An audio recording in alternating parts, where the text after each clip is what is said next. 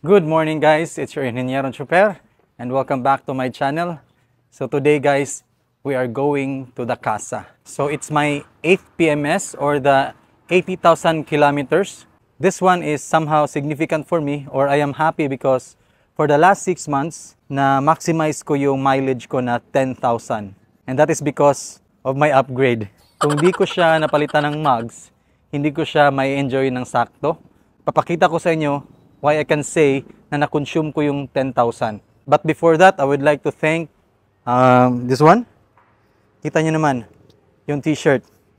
It's our MG5 shirt, Visayas. We are thankful for All Batteries Cebu.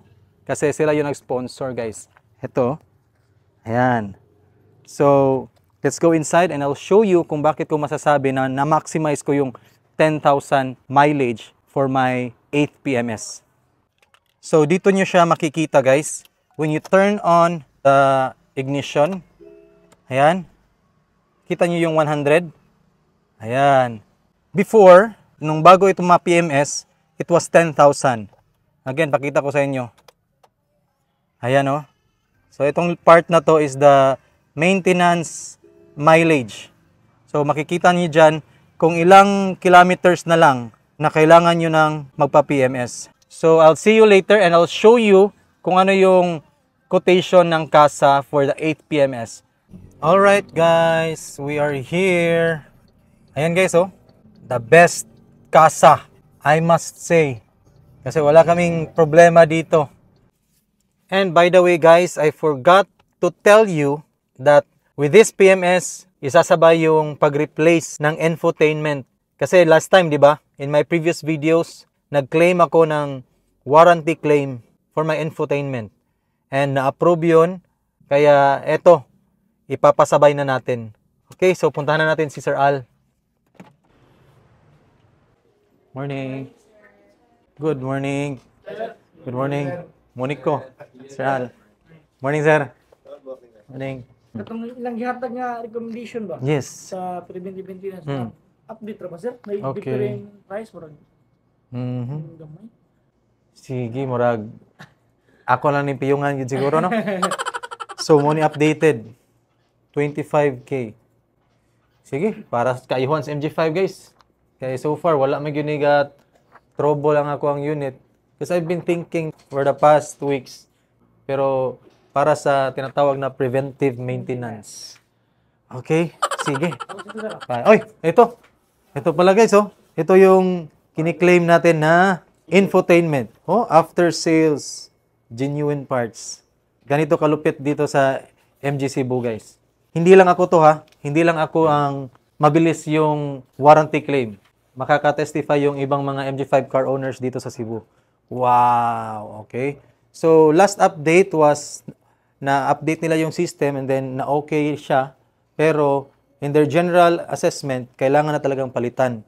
So, ito ngayon, at least 4 years na yung unit ko, covered pa rin ng warranty. So, that's the best thing about keeping your warranty, keeping your car maintained sa casa.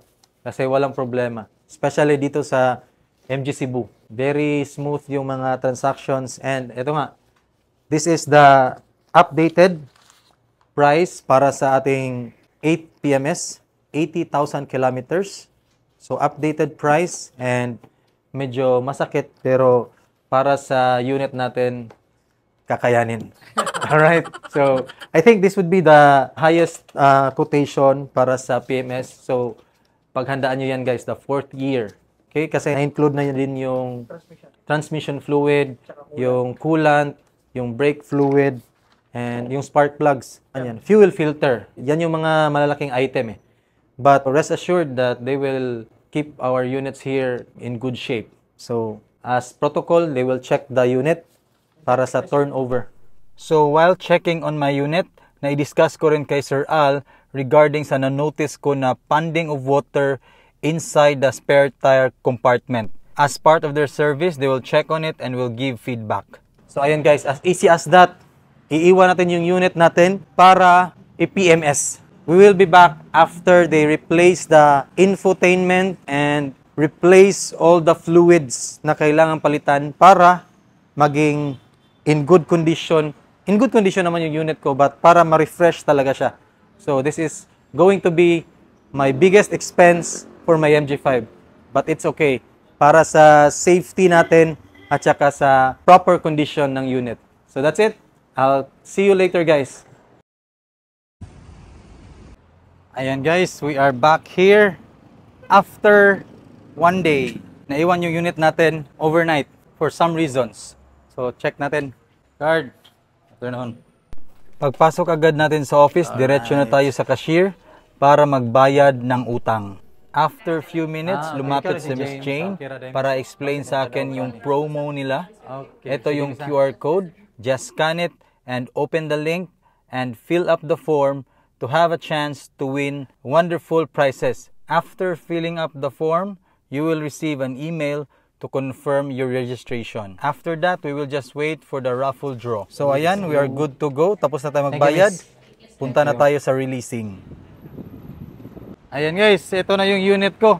So asa to dapita ang gikuha nimo? Nakita. Na diha sa ilawom. Ah, okay. Ato sa musubay gikan diri. Oh. Wala ko sa instead of wagon to dili ato sa mulahos. Okay. Pamula ito nga magkuhan dia magbanaw. Banaw siya. Pat karon okay na, goods to go na. Goods na. All right.